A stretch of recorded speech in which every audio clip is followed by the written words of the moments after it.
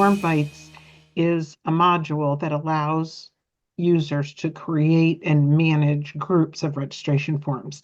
So you create your registration forms and then you put it into this centralized hub of forms.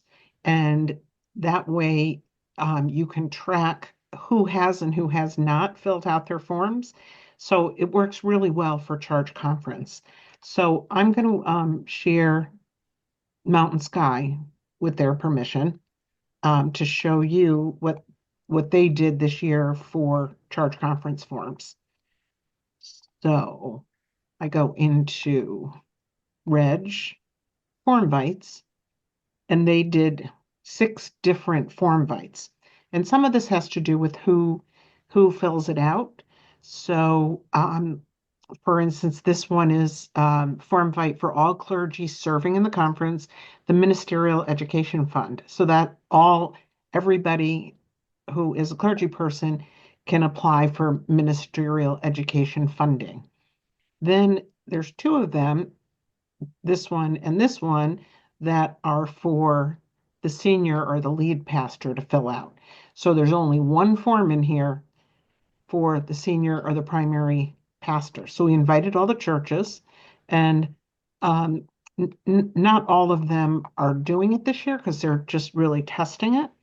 But here is, if I go into the test church and I start this form, here's all the explanation about what's in this form, but this is a registration form specifically for that FormVite. So there's the comprehensive form, and here are the instructions and the form. So the report of the pastor, and this is all for the senior pastor.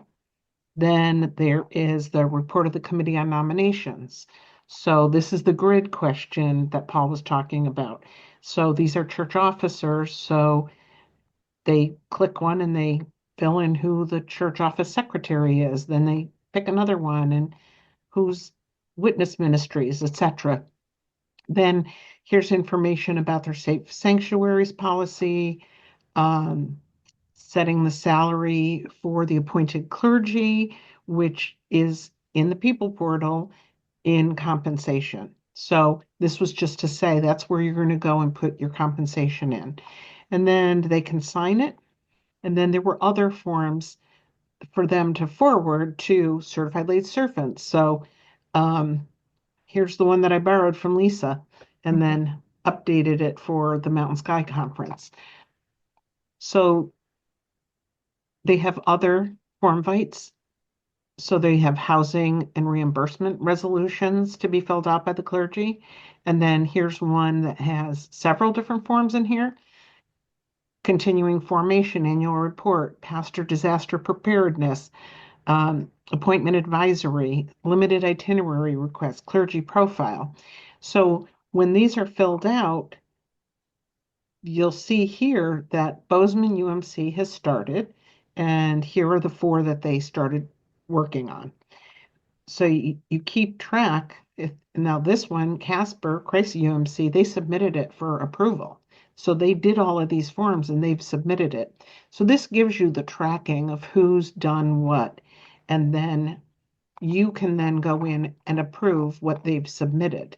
So it's really powerful as far as being able to see, here's my church conference forms.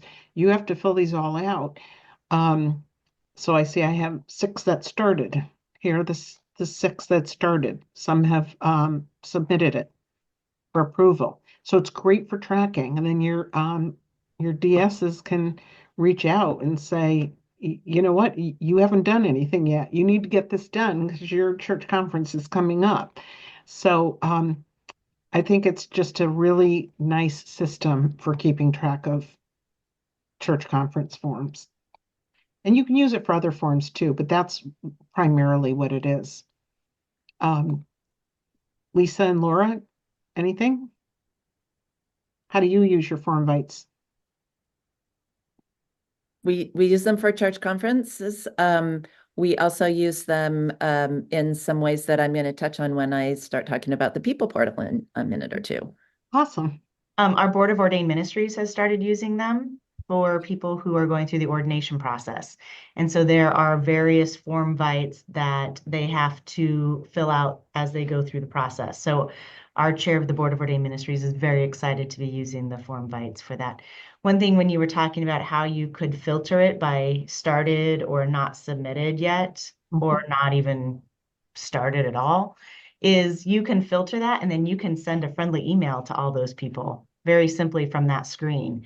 And so that saves a lot of time of trying to figure out who did, who didn't, who do I need to reach out to. You can just filter it by that and then send the email to all of those that you filtered.